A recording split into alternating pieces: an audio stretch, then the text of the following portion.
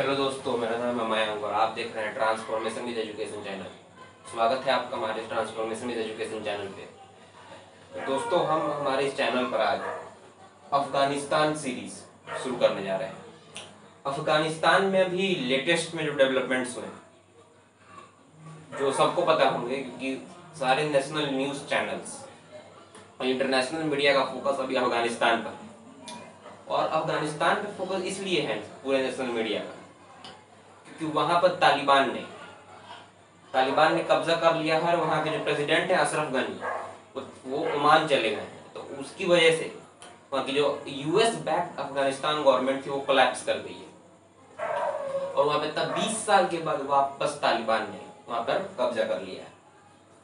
तो हम इस सीरीज में पूरी तरह से समझेंगे कि अफगानिस्तान पर क्या क्या, अफगानिस्तान की हिस्ट्री क्या है, क्यों हमेशा अफगानिस्तान हमेशा ऐसे ही चाउस में रहता है और कभी भी ये स्थिर नहीं रहता है। अफगानिस्तान को एक दुर्भाग्यपूर्ण देश कहा जाता है। अब दुर्भाग्यपूर्ण देश इसलिए कहा जाता है क्योंकि पहले भी जितने भी अटैक्स हुए हैं हिस्ट्री में भी, तो जहाँ पे राजा महाराजा के समय में भी, उस समय भी अफगानिस्तान हमेशा अटैक में रहा है। अफगानिस्तान को भारत का ढाल भी कहा जाता है क्योंकि अगर कोई भी जो विदेशी ताकत पहले अगर इंडिया पर अटैक करती थी सेंट्रल एशिया से, तो वो सबसे पहले अफगानिस्तान के थ्रू अटैक करती थी। चाहे वो सिकंदर हो गए, मुगल्स हो गए। तो अफगानिस्तान को दुर्भाग्यपूर्ण देश कहा जाता है और इसी वजह से अफगानिस्तान एक ऐसा देश है जहां पर हमेशा अटैक्स होते रहते हैं। जब राजा महाराजा का टाइम खत्म हुआ मॉडर्नाइजेशन के टाइम पे, इसको हम कॉन्टेम्परेरी एरा बोल सकते हैं, आफ्टर 1973, क्योंकि 1973 में ही वहां पर रिपब्लिक की स्थापना हुई थी। अफगानिस्तान एक रिपब्लिक बना था उस समय भी। उसके बाद भी वहां पर विदेशी इन्वेजन्स, फॉरेन इन्वेजन्स होते रहे हैं वहां पे। कभी यूएस, कभी यूएसएसआर, कभी नाटो अलायंस, कभी नॉर्दर्न अलायंस, ही सब मिलके। उसके बाद फिर तालिबान। तो तालिबान क्या है? तालिबान बेसिक एक संगठन है। तालिबान का मतलब अफगानी लैंग्वेज में हम उसे बोलते हैं स्टूडेंट्स, पर नेशनल मीडिया और देखने को चल रहा होगा आपको वो स्टूडेंट्स नहीं हो सकते। जिस तरह से वो कर रहे हैं तालिबान और जिस तरह से उनकी विचारधारा है, वो स्टूडेंट्स तो नहीं हो सकते। तालिबान का मतलब वो वहां के स्टूडेंट्स का संगठन। बेसिकली तालिबान क्या चाहता है? तालिबान शरिया लॉ चाहता है, शरिया कानून। और शरिया लॉ में शरिया लॉ के अंतर्गत वो बोलते हैं कि शरिया लॉ ही इस्लाम को रिप्रेजेंट करता है। वो इस्लामिक लॉ के हिसाब से, शरिया लॉ के हिसाब से, उनके हिसाब से वो कहना चाहते हैं कि विमेंस की राइट्स नहीं होते हैं, वो पढ़ नहीं सकते हैं, वो कहीं और जा नहीं सकते हैं, कपड़े उन्हें पूरे अपना पूरा शरीर ढक के पहनना पड़ता है। मतलब एक उंगली भी अगर उनकी दिखे तो वो औरतों को मार देते हैं, उनको मारते हैं सरेआम रोड पर, देखा होगा। और इसी की वजह से वहां पर बहुत सारे चाउस हैं। वहां पर आपने देखा होगा कि जब जैसे ही अफगानिस्तान न्यूज में, अफगानिस्तान में जैसे ही तालिबान का कब्जा हुआ, वैसे ही बहुत सारे अफगानिस्तान के लोग अपने देश को छोड़ के काबुल एयरपोर्ट की तरफ भागे। न्यूज चैनल्स पे उनकी वीडियोस भी दिखाई गई, सोशल मीडिया पर वीडियो वायरल हुई। बहुत सारे लोगों ने काबुल एयरपोर्ट पर पूरी तरह से भीड़ जमा दी, भगदड़ की स्थिति बन गई। अमेरिका का जो एरोप्लेन था जो अपने एम्बेसीज के लोगों को और अपने नागरिकों को इवैक्यूएट कर रहा था, उस इवैक्यूएशन को भी उन लोगों ने इंटरप्ट किया। और वो चाहते थे कि यूएस उनको भी ले जाए। तो यूएस उनको क्यों ले जाएगा? तो सिर्फ अपने सिटीजन्स को लेके जा रहा है। बेसिकली जो ऐसा इसलिए हुआ क्योंकि वो लोग उन्होंने 1996 से 2001 इन दोनों सालों के बीच में 5 सालों के बीच में तालिबान का कहर देखा था। तालिबान, अब उसको तालिबान 1 कह सकते हैं। जो अभी तालिबान आया है 15 अगस्त को, ये कोइंसिडेंस देखे कि 15 अगस्त को जहाँ पर पूरा भारत आज़ादी के रंग में डूबा हुआ था, इंडिपेंडेंस मना रहा था, और अफगानिस्तान के लोगों का इंडिपेंडेंस तालिबान छीन रहा था। तो ये भी फ्यूचर में एक डेट याद रखा जाएगा कि 15 अगस्त एक ऐसा डेट है जिस दिन इंडिया को इंडिपेंडेंस मिली थी ब्रिटिश से, और अफगानिस्तान के लोगों का इंडिपेंडेंस छीना गया था तालिबान द्वारा। किसी भी कंट्री की हिस्ट्री, उसकी ज्योग्राफी जानने से पहले उसके बारे में जानना जरूरी होता है। तो अफगानिस्तान के बारे में हम यहाँ जानते हैं। तो अफगानिस्तान की जो कैपिटल सिटी है काबुल, जहाँ पे अब 15 अगस्त 2021 को तालिबान एंटर किया और अशरफ गनी उनके जो राष्ट्रपति हैं वो ओमान भाग गए। तो वो असल में वो तजाकिस्तान गए थे, पर तजाकिस्तान की जो गवर्नमेंट थी वो तालिबान से रिश्ते खराब ना हो, इसलिए उन्होंने अशरफ गनी को वहाँ पर उनके प्लेन को लैंडिंग की परमिशन ही नहीं दी। तो वो फिर ओमान चले गए।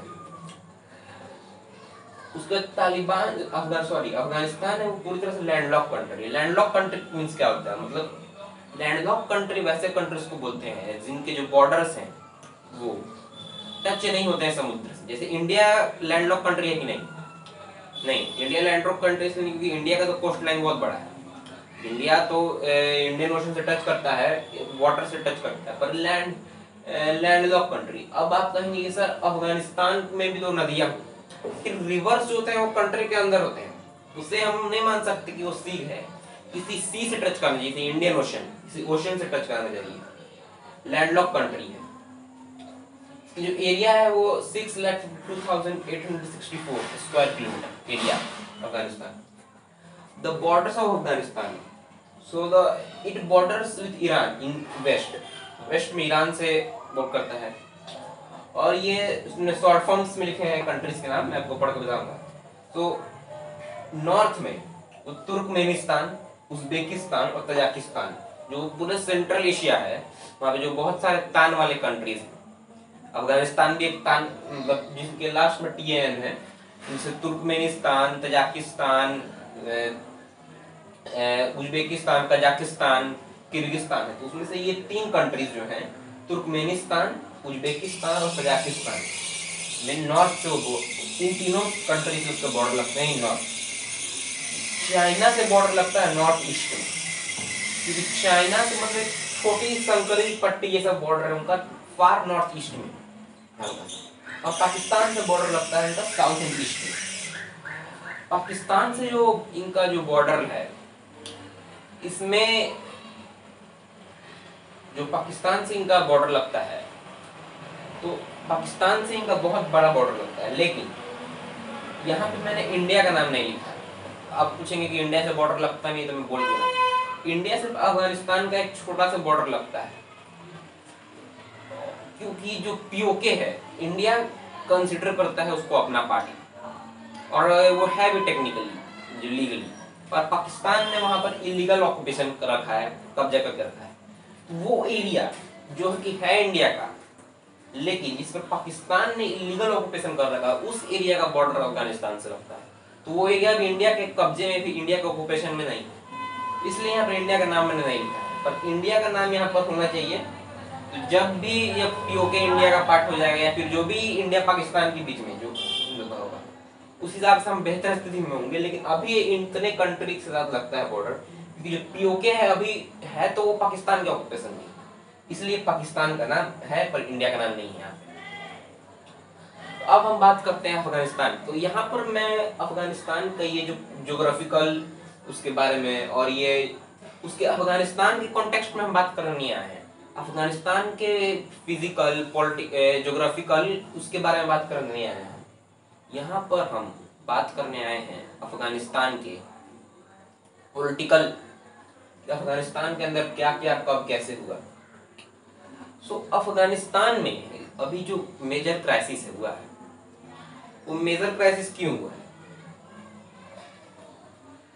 अफगानिस्तान के अंदर जो मेजर क्राइसिस है, इसके मेनली 3 कारण है।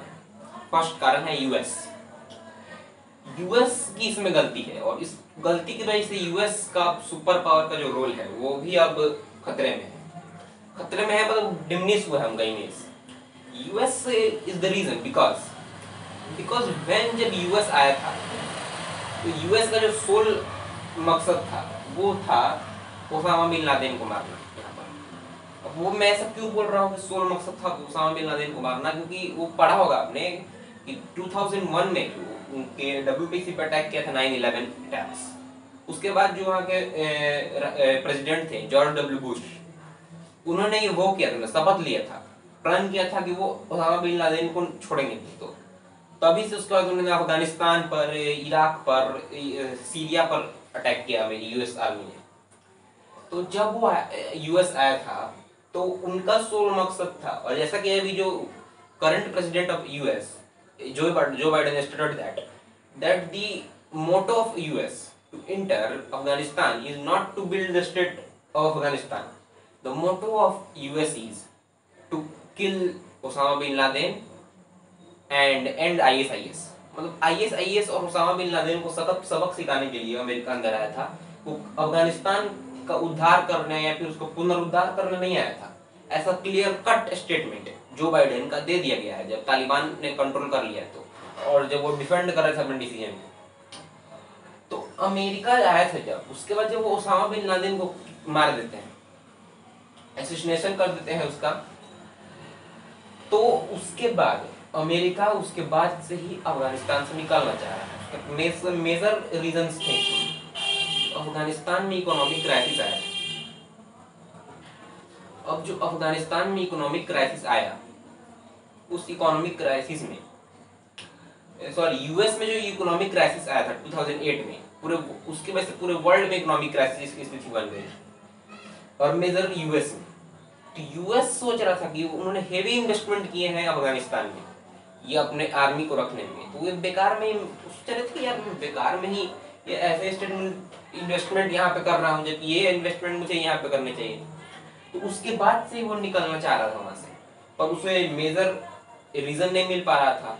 भाई किसी के घर भी जाएंगे, घर में घुस के आपने पूरा उसे बर्बाद कर दिया अफगानिस्तान को, उसके बाद आपको निकलने का रीजन तो चाहिए वहां से, कि सिर्फ मैं बर्बाद करने गया था बोल के तो ऐसा निकल नहीं सकते ना, जैसे अभी बोल दे रहे हैं जो बाइडेन। तो अभी उन पर बहाना है तालिबान। और असल में यूएस चाहता था अंदर ही अंदर, देखिए मैं आपको मतलब बता रहा हूँ कि तालिबान आ जाए, क्योंकि तालिबान अगर नहीं आता तो यूएस को निकलने का बहाना नहीं मिलता।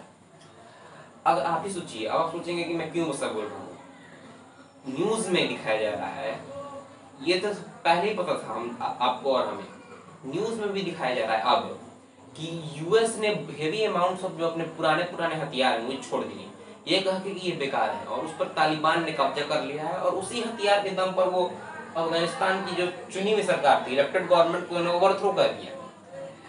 तो और इसी की वजह से अशरफ गनी को भागना पड़ा।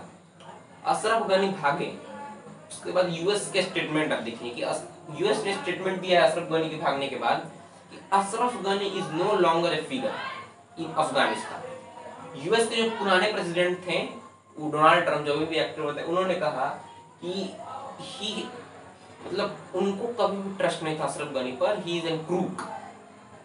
सब उन्हें भगोड़ा बोल रहे हैं, पर उनके पास क्या ऑप्शन है? अगर वो नहीं भागते और अफगानिस्तान की सेना को तालिबान से लड़ने की इजाजत दे देते काबुल के अंदर, तो जो अफगानिस्तान के लोग हैं उनका ब्लड शेड होता है।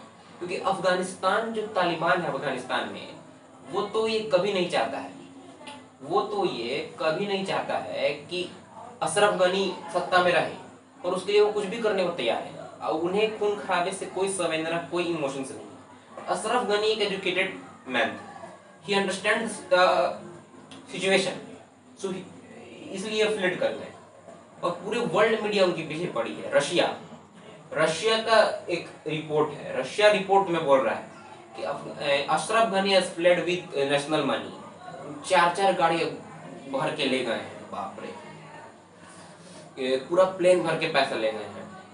जबकि ये न्यूज आ रहे हैं कि तालिबान उनको ढूंढ रहा था, कि ऐसे 1996 में जब उन्होंने तालिबान 1 ने कब्जा किया था, तो वहां के जो राष्ट्रपति थे उस समय अफगानिस्तान के, नजीबुल्ला नाम था उनका, उनको एक पकड़ के उन्होंने तालिबानियों ने एक्सिक्यूट कर दिया था सड़क चौराहे पर, बाजार में, वहां पर एग्जीक्यूट करके उनको लटकाया था मार के, और वो अशरफ गनी साहब भी यही करने वाले थे। उस स्थिति में वो भागे हैं ब्लड शेड रोकने के लिए। आपको लगेगा कि मैं उनका पक्ष ले रहा हूं, लेकिन वो रोकने के लिए भागे, लेकिन सब ने उन्हें गलत ठहरा दिया। और उस समय डोनाल्ड ट्रम्प उनसे मिलकर बातें कर रहे थे, उस समय अशरफ गनी अच्छे थे, पर अब खराब हो गए हैं यूएस के लिए। क्यों खराब हो गए हैं? क्योंकि आपको निकलने का वहां से बहाना चाहिए, आप बहाना नहीं मिल रहा है आपको, तो अब अशरफ गनी को बलि का बकरा बना देंगे। दूसरा जो सेकंड रीजन है पाकिस्तान।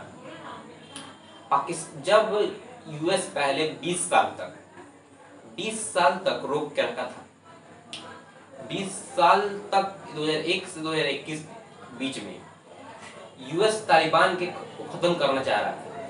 हर समय पाकिस्तान बीच में रहा था। पाकिस्तान ने अपने कंट्री में जो तालिबान के लड़ाकों के लिए मदरसे में उनको ट्रेनिंग दिया, अपने हॉस्पिटल में उनका इलाज करवाया, और इसलिए कभी भी तालिबान खत्म नहीं हुआ। उसे थोड़ा थोड़ा रिवाइव होते रहा। आज वो इतना रिवाइव हो गया है कि यूएस को अपनी नीति बदलनी पड़ी, क्योंकि यूएस भी अपनी लॉस नहीं करवा सकता है, और ऊपर से कोविड के चलते यूएस में जितने डेथ हुए हैं उससे यूएस की गवर्नमेंट पे और भी दबाव था। और इसलिए ही डोनाल्ड ट्रंप ने दोहा में, कतर हुआ में जो समझौता हुआ तालिबान के बीच में और अफगानिस्तान की इलेक्टेड गवर्नमेंट के बीच में और यूएस के बीच में, उसमें डोनाल्ड ट्रंप ने अफगानिस्तान को तालिबान को सौंप दिया था उसी समय बातों में। और उसके बाद तुरंत ही अफगानिस्तान, यूएस क्या बोल के गया कि अफगानिस्तान की जो सरकार है और जो अफगानिस्तान की फौज है उस पर कोई कब्जा नहीं कर सकता है, तालिबान भी नहीं। जब अफगानिस्तान में तालिबान एक एक करके मेजर सिटीज को कब्जा कर रहा था, हेरात को, जलालाबाद जो रिसेंट में हुआ था उसको जब कब्जा कर रहा था, तब बोला गया कि नहीं, काबुल पर कब्जा नहीं हो सकता है। काबुल पर कब्जा करने के लिए अफगानिस्तान तालिबान को कम से कम 90 दिन लगेंगे। उसके बाद और अफगानिस्तान ने उसके 2 से 3 दिन बाद काबुल में इंटर कर गए और कब्जा कर लिया। अशरफ गनी को भागना था। तो क्या ये बात अफगानिस्तान के आर्मी को पता नहीं थी, अशरफ गनी को पता नहीं थी, यूएस को भी मालूम था कि 3 दिन हो जाएगा? ये सब कहने की बातें हैं कि US was stunned that Afghanistan है, तालिबान है सो इमीडिएटली ऑक्युपाइड काबुल। ये सब पता था पहले से, सिर्फ बहाना था, बोलना था अपना एलिगेशन उस समय बचाने के लिए। और उस समय फिर जो, और जब तालिबान ने कब्जा कर लिया, कहीं से वाइन देने का मौका नहीं मिला, तो क्लियर कट बात बोल दी जो बाइडेन ने कि we have gone to Afghanistan for killing Osama bin Laden and for ISIS and we have achieved that feat. We have not gone to develop Afghanistan. Clear cut उन्होंने बोल दिया। अब वहां पे हालात ऐसे हैं कि कोई भी देश अपने एम्बेसीज में छोड़ना नहीं चाह रहा है उसको। इंडिया भी कुछ कर नहीं पा रहा है, और इंडिया भी अपने जितने भी लोग थे उनको वापस लेके जा रहा है। मिनट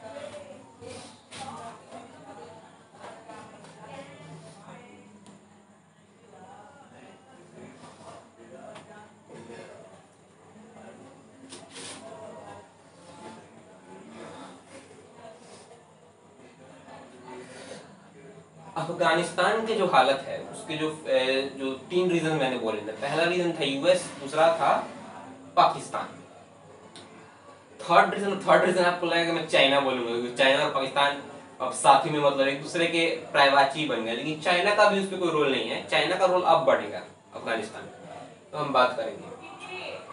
तो जो अफगानिस्तान जो क्राइसिस हुआ है अभी, उसके जो रीजन है 3 में 2 मैंने बताए हैं। जो थर्ड रीजन, तीसरा जो सबसे बड़ा कारण, तीसरा सबसे बड़ा कारण ये है कि तो अफगानिस्तान की जो सेना है, आर्मी, उनकी अंडर ट्रेनिंग, उनके पास एम्यूनेशंस नहीं होना। अमेरिका अगर चाहता तो अफगानिस्तान को बहुत सारे हथियार दे सकता था, पर उन्होंने ऐसा कभी नहीं किया, क्योंकि वो जानते थे कि कभी ना कभी तालिबान इस पे कब्जा करने आएगा और हमें जाना पड़ेगा। तो अगर अफगानिस्तान की फौज को हम दे देंगे तो तालिबान कभी कब्जा नहीं कर पाएगा। तालिबान के अफगानिस्तान के पास प्रॉपर अटैक हेलीकॉप्टर्स नहीं थे, अटैक एयरक्राफ्ट नहीं है, ट्रांसपोर्ट एयरक्राफ्ट थे और थर्मल एयरक्राफ्ट थे। उनको ट्रेनिंग भी यूएस ने दी थी। और इसी वजह से जब तालिबान उन पर अटैक करने आया तो वो इतनी जल्दी से तरफ बिखर गए। नहीं तो किसी भी कंट्री पे या किसी भी कंट्री के कैपिटल पर इतनी जल्दी कैसे, इमेजिन करिए कि कोई भी कंट्री आकर, चलिए इमेजिन करते हैं कि यूएस सबसे पावरफुल कंट्री है, अगर वही इंडिया पे किसी बात से नाराज होकर अटैक करता है तो क्या कितनी जल्दी आके वो न्यू दिल्ली पे आ जाएंगे?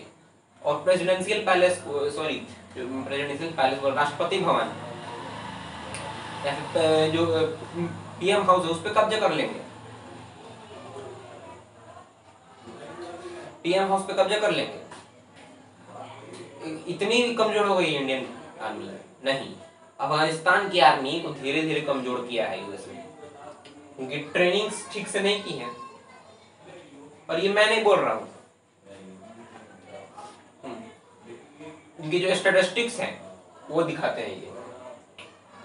अफगानिस्तान के जो 3 रीजन तो मैंने आपको बता दिए, लेकिन अब तीसरी, अब जो 4 फैक्टर्स है वो क्या है अफगानिस्तान के इस क्राइसिस में, जो मेजर अभी तालिबान ने कब्जा किया उससे। सबसे पहला है यूएस विड्रॉल। अगर यूएस विड्रॉल नहीं करता तो तालिबान कभी भी कब्जा नहीं कर पाता। दूसरा रीजन है खुद तालिबान। खुद तालिबान क्यों रीजन है?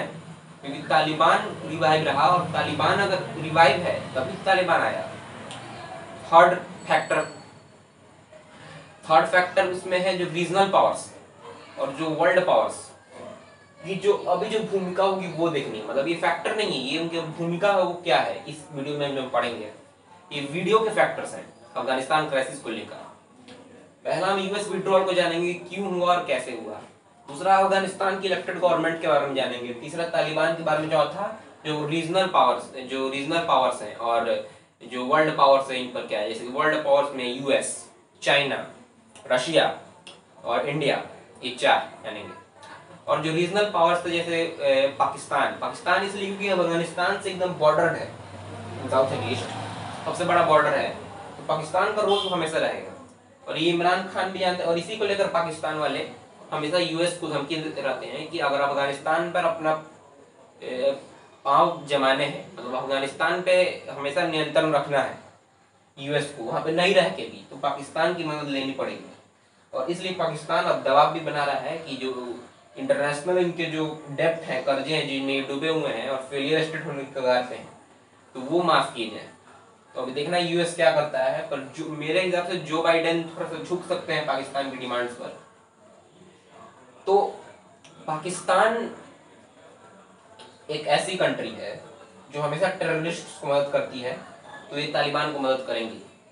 और तालिबान से सिर्फ इन्हें फायदा भी नहीं, इन्हें घाटा भी होने वाला है। क्योंकि जो पाकिस्तान की जो तालिबान है, टीटीपी, तहरीके तालिबान, वो तालिबान भी अब सक्रिय हुआ क्योंकि तालिबान की मदद से। तो ये पाकिस्तान में भी शरिया लॉ की मांग कर सकते हैं और पाकिस्तान में भी एक अनस्टेबिलिटी हो सकती है।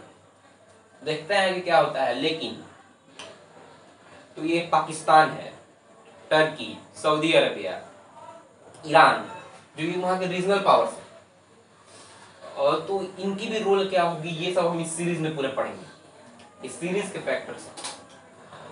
अब हम इसमें सबसे पहले बात करते हैं यूएस विड्रॉल के बारे में। तो यूएस ने विड्रॉल क्यों किया, यूएस आया क्यों था, ये सबसे पहले देखते हैं। United States of America, wait minute,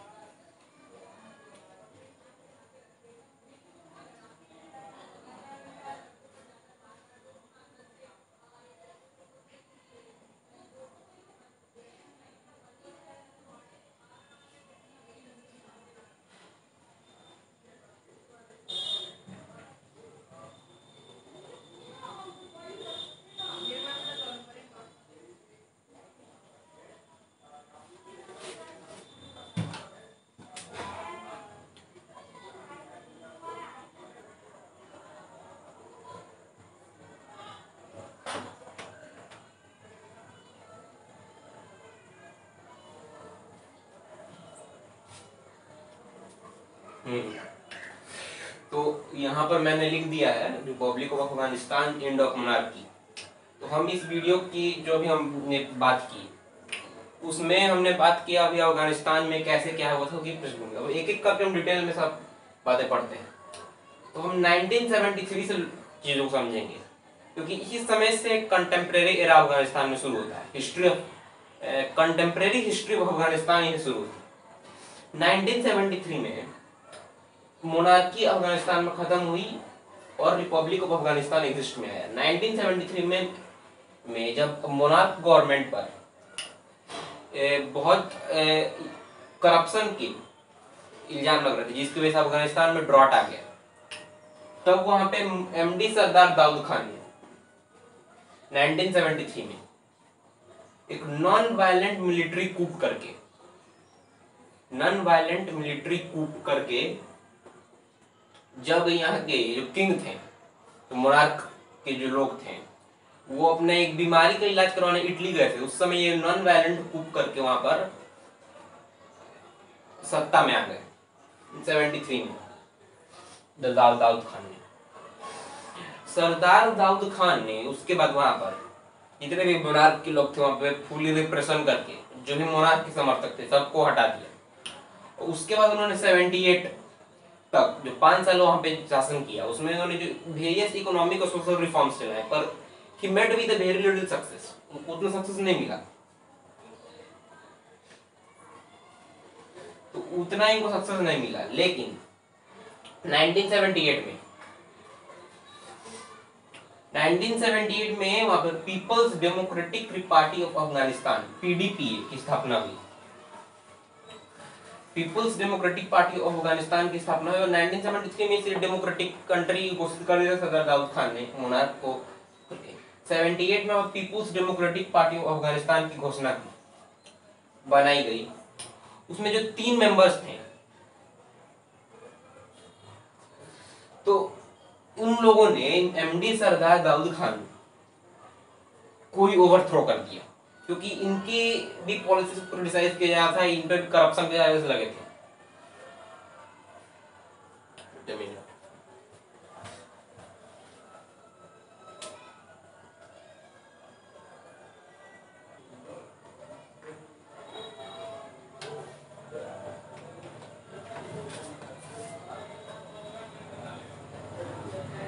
तो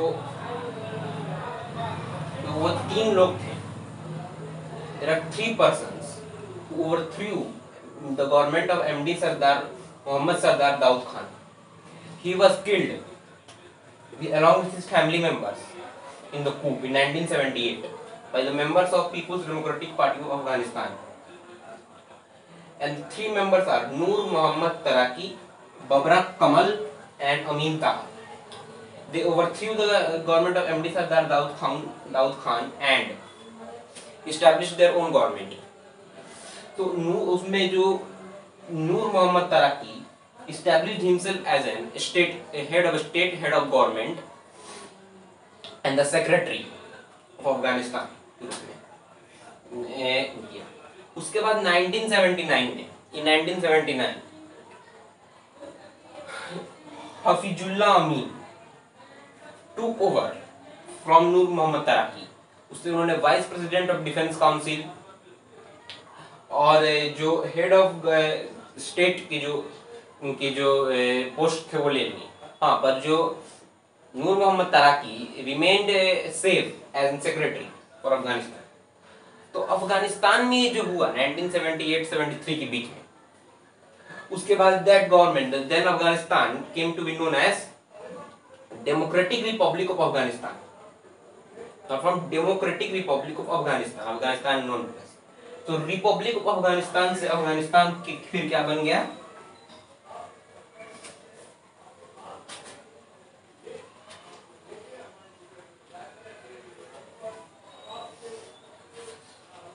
डेमोक्रेटिक रिपब्लिक ऑफ अफगानिस्तान बन गया। और ये जो People's Democratic Party of Afghanistan का जो डिजाइन था पीडीपीए का, पीडीपीए डिजाइन, ये लास्ट हुआ और वहां पे डेमोक्रेटिक रिपब्लिक ऑफ अफगानिस्तान बन गया until that lasted until 1992। 1992, तो उसके बाद सोवियत इन्वेजन हुए थे वहाँ पर, और फिर उसके बाद 1996 से तो वहाँ पे तालिबान आ गया। फिर 2001 में तो नाटो अलायंस द्वारा तालिबान को ओवरथ्रू किया गया। फिर 2021 में देन अगेन तालिबान के। तो अफगानिस्तान की एक बहुत लॉन्ग हिस्ट्री है। इस लॉन्ग हिस्ट्री में अगर आप जाएंगे तो आपको अलग अलग प्रकार के फैक्ट्स पता चलेंगे। अफगानिस्तान में क्या हुआ था, कैसे हुआ था, और कैसे मतलब अफगानिस्तान में दो जो सुपर पावर्स थे उन्होंने कैसे अफगानिस्तान को बर्बाद किया, यूएसएसआर और यूएस ने अपने अपने ईगो के चलते। वहां पे एक पॉपुलर फ्रेज है कि Afghanistan is an battlefield. It's true, but it is not an battlefield of ammunitions, not weapons. Phrase यहाँ पे हो सकते हैं, Afghanistan is the battlefield of egos of the two world powers. That was the battle of two world powers that made Afghanistan, the state of Afghanistan, miserable, and today the extremely miserable, and the US. Now Russia can't do anything. Russia अब वापस invade भी तो नहीं कर सकता है। Russia ने पहले जो करना था किया था, यूएस अब जो करना है कर दिया। यूएस समय अब टेररिज्म का बहुत बड़ा थी बन रहा है, पर यूएस ही था जब यूएसएसआर ने इन्वेड किया था अफगानिस्तान को। यूएस ही था जिसने, वो टॉपिक मैं आपको आज भी बता देता, पर उसके लिए हमें बहुत डिटेल में पढ़ना पड़ेगा, इसलिए इसको हम नेक्स्ट वीडियो में कवर करेंगे। Soviet union, when Soviet Union invaded the US and Pakistan both collectively supplied arms and money to Mujahideens to overthrow the Soviet government, overthrow the presence of Soviet Union in Afghanistan. And when the Soviet Union decided to withdraw from Afghanistan, US, it was seen as an ideological victory of United States. But that victory seems to be more good than bad. So more bad than good, because उसके बाद जब US ने मुजाहिदीन को हथियार देना और ammunitions देना बंद कर दिया, क्योंकि आपने उन्हें लड़ाने की आदत डाल दी उन्हें हथियार देके। अब जब यूएस ने बंद कर दिया, क्योंकि यूएसएसआर तो जा चुका था, तो वो यूएस से नाराज होकर उन्होंने यूएस पर ही आक्रमण कर दिया, डब्ल्यूटीसी पर। क्यों डब्ल्यूटीसी पर आक्रमण क्यों हुआ था? उसामा बिन लादेन ने।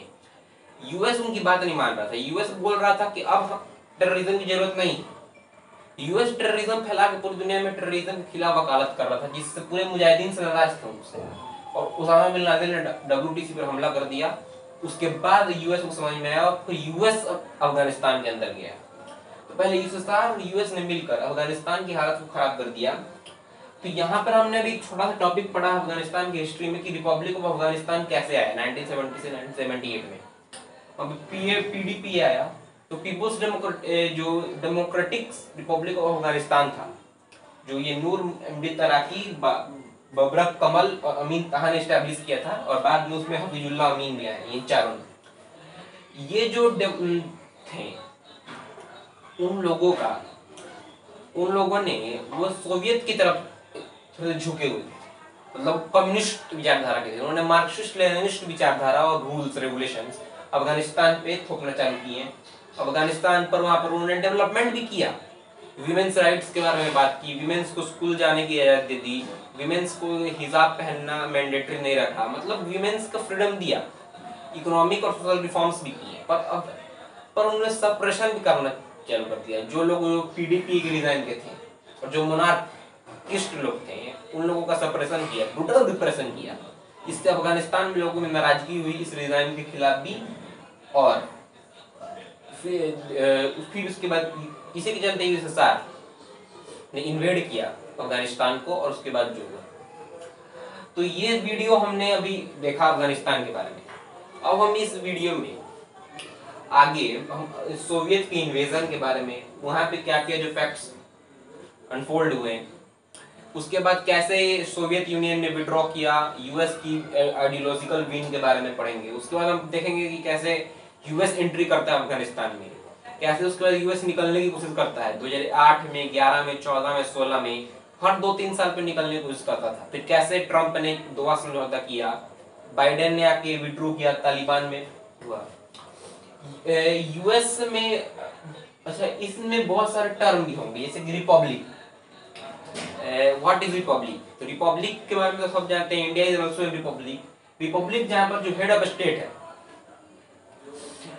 वाज इलेक्टेड, जो हेड ऑफ स्टेट होता है किसी भी कंट्री का, अगर वो इलेक्टेड होता है गवर्नमेंट पीपल्स द्वारा, प्रजातंत्र द्वारा, लोगों द्वारा, अगर वो इलेक्टेड हुआ तो उसको उस देश को रिपब्लिक बोलते हैं। जैसे इंडिया का हेड ऑफ स्टेट कौन?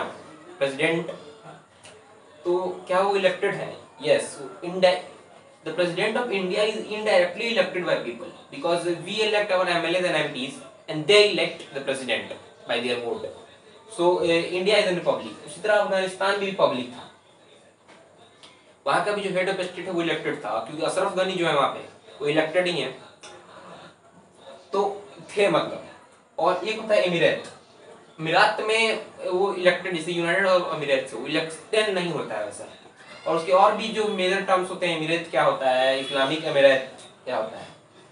तो सबसे पहले जो 1973 में रिपब्लिक की घोषणा हुई, रिपब्लिक वो डेमोक्रेटिक रिपब्लिक बना 1979 में। डेमोक्रेटिक रिपब्लिक के बाद से जब यूएसएसआर विड्रॉ करता है और तालिबान आता है 1996 में, तो उस समय वो इस्लामिक एमिरेट ऑफ अफगानिस्तान बन जाता है। उसके बाद जब वो 2001 में विड्रू करता है, तालिबान हट जाता है, फिर वो रिपब्लिक बनता है। और फिर अभी 15 अगस्त 2021 को जब तालिबान ने काबुल पर कब्जा कर लिया, और उसके 4 दिन बाद यानी 19 अगस्त को, यानी कि कल, अफगानिस्तान ने रीडिक्लेयर कर दिया है कि Afghanistan as an Islamic Emirate of Afghanistan. और वहाँ का रिपोर्ट से भी है कि वहाँ का जो फ्लैग भी चेंज हो गया है। और तो अब ये अफगानिस्तान को हम रिपब्लिक नहीं बोल सकते, अभी वहाँ पर इस्लामिक रिपब्लिक ऑफ अफगानिस्तान और इस्लामिक एमिरेट ऑफ अफगानिस्तान में पावर टसल है। डिफैक्टो और डिजूर दो वर्ड होते हैं। डिफैक्टो मीन्स होता है कि though it is not an in action but it is officially, it is officially in, मतलब वो ऑफिशियली है रिकॉग्नाइज्ड। जैसे कि जो अफगानिस्तान की इलेक्टेड गवर्नमेंट है वो अभी कोलैप्स कर चुकी है, कोलैप्स कर चुकी है, क्योंकि अशरफ गनी फ्लिट कर गए हैं, कोई मिनिस्टर वहाँ पे है नहीं। वहाँ के अफगानिस्तान के वाइस प्रेसिडेंट है, उन्होंने क्लेम किया है, अमरुल्ला सलेह, कि वो एक्टिंग प्रेसिडेंट है, और वो भी अफगानिस्तान के पंजशीर में है, जहाँ पर कोई भी अभी नहीं है और तालिबान का कंट्रोल नहीं है। और सुनने में भी आ रहा है कि हजारों अफगानिस्तान सैनिक टैंक्स के साथ पंजशीर में तालिबान के खिलाफ कार्रवाई करने के लिए पहुंच रहे हैं। तो वो भी एक इंटरेस्टिंग न्यूज़ है।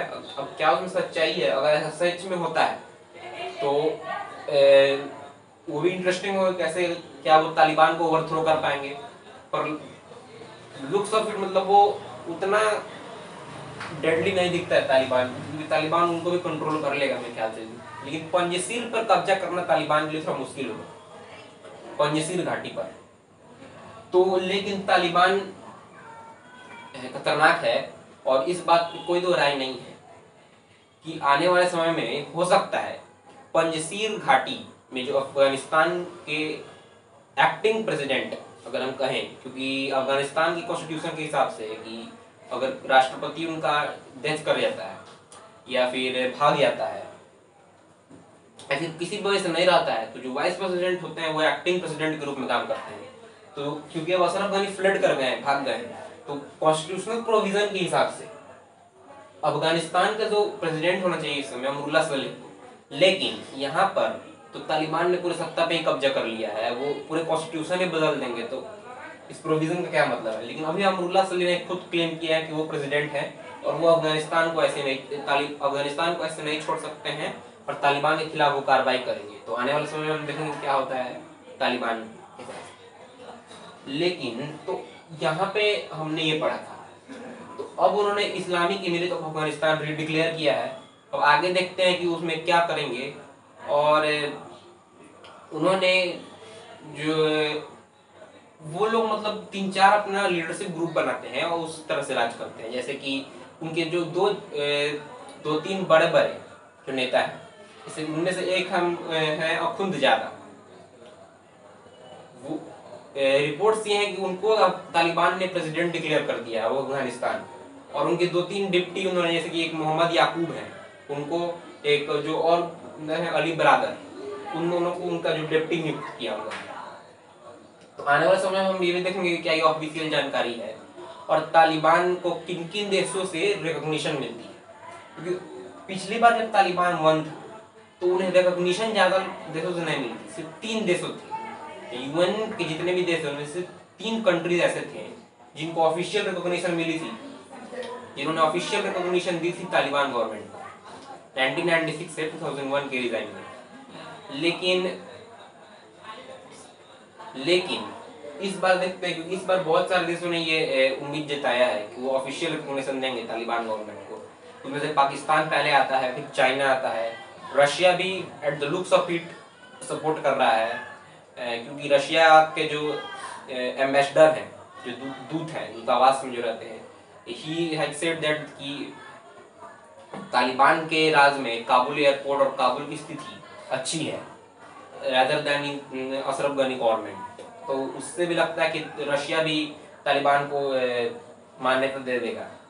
तो ये 3-4 कंट्रीज ऐसे हैं, और भी जो सेंट्रल एशिया की कंट्रीज हैं, गल्फ कंट्रीज हैं, वो सब भी मान्यता दे देंगे। इंडिया का क्या स्टैंड होगा, इंडिया के स्टैंड के बारे में कि इंडिया भी वेट एंड वॉच में, क्योंकि इंडिया तालिबान को इंडिया भी एक टेररिस्ट ग्रुप मानता है, और इस टेररिस्ट ग्रुप से निपटने के लिए इंडिया ने पहले बहुत कोशिश की है, लेकिन अब इंडिया डायरेक्ट इनके विरोध में भी नहीं आ रहा है, क्योंकि अफगानिस्तान में बहुत सारे हित है इंडिया के। सबसे पहला हित तो अभी है कि वहां से लोगों को सेफली इवैक्यूएट करना, दूसरा हित बहुत सारे जो प्रोजेक्ट्स हैं अफगानिस्तान में, और तीसरा हित ये है कि चाइना और पाकिस्तान जैसे कंट्रीज जिससे इंडिया के रिलेशंस कैसे हैं वो सब जानते हैं, तो वो अफगानिस्तान के लैंड को यूज ना कर सके, इसलिए तालिबान से अच्छे संबंध इंडिया के लिए जरूरी है। लेकिन इंडिया अपने जो टेररिज्म के खिलाफ जो लाइन है उस पर भी समझौता नहीं कर सकता है।